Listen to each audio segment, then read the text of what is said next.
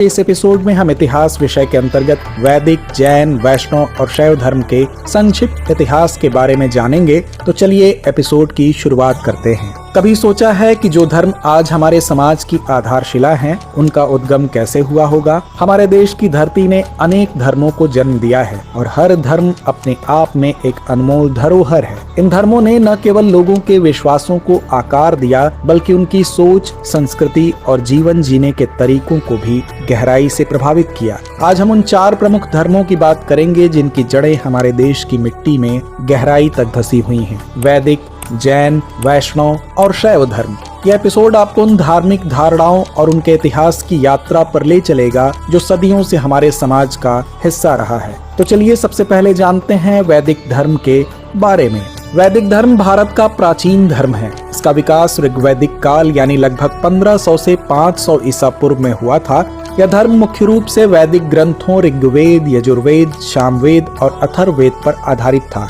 इस धर्म ने भारतीय समाज में धार्मिक, सांस्कृतिक और सामाजिक मूल्यों को आकार दिया, जो बाद में हिंदू धर्म का आधार बना। इस धर्म में इंद्र, अग्नि, वरुण, सूर्य और अन्य प्राकृतिक शक्तियों की पूजा की जाती थी, जहां इन्हें जीवन को प्रभावित करने वाले देवता माना जाता था। वहीं यज्ञ और हवन वैदिक धर्म का महत्वपूर्ण हिस्सा थे, जिनमें अग्नि के माध्यम से देवताओं को प्रसन्न करने के लिए आहुतियां दी जाती थीं। इन यज्ञों का उद्देश्य वर्षा, धन, संतान, सुख और समृद्धि की प्राप्ति करना होता था। वैदिक धर्म ने हिंदू धर्म के कई सिद्धांतों और परंपराओं का आधार रखा, तो वहीं समय के साथ वैदिक धर्म में उपनिषदों का उदय हुआ, जिसने ज्ञान, आत्मा और ब्रह्म पर जोर दिया और दर्शन को विकसित किया।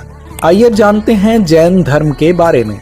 जैन धर्म का इतिहास भी प्राचीन काल से जुड़ा हुआ है। यह धर्म अहिंसा, सत्य और अपरिग्रह के सिद्धांतों पर आधारित है। जैन धर्म के संस्थापक भगवान महावीर माने जाते हैं, जिनका जन्म 6वीं शताब्दी ईसा पूर्व में हुआ था। हालांकि जैन धर्म की जड़ें इससे भी पहले 24 तीर्थंकरों की परंपरा में पाई जाती हैं। भगवान महावीर ने संसार को यह सिखाया कि सभी जीवों के प्रति करुणा और अहिंसा रखनी चाहिए। जैन धर्म में आत्मा की शुद्धि और मोक्ष की प्राप्ति का महत्व है, जिसे कठिन तपस्या और संयम के माध्यम से प्राप्त किया जा सकता है। आज भी जैन धर्म के अनुयायी दुनिया भर में अहिंसा और सत्य के पथ पर चलते हुए जीते हैं।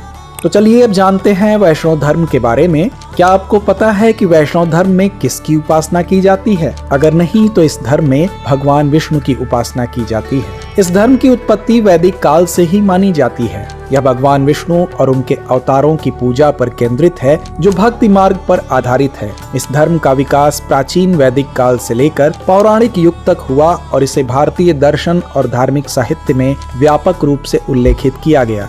वैष्णव धर्म में भगवान विष्णु के विभिन्न अवतारों जैसे राम, कृष्ण और नरसिंह का महत्वपूर्ण स्थान है। विष्णु को सृष्टि के संरक्षण का प्रतीक माना जाता है और उनके अवतारों ने विभिन्न युगों में धर्म की स्थापना के लिए महत्वपूर्ण भूमिका निभाई है। खासकर कृष्ण की पूजा कई अलग अलग रूपों में की जाती है, जिसमें उन्हें भगवान माना जाता है। इस धर्म में धार्मिक अनुष्ठान और पूजा पद्धतियों का भी विशेष स्थान है। भक्त मंदिर में विष्णु की मूर्तियों की पूजा करते हैं। इस धर्म में 4 प्रमुख परंपराएं विशिष्टाद्वैत, द्वैत, द्वैताद्वैत और पुष्टि मार्ग है।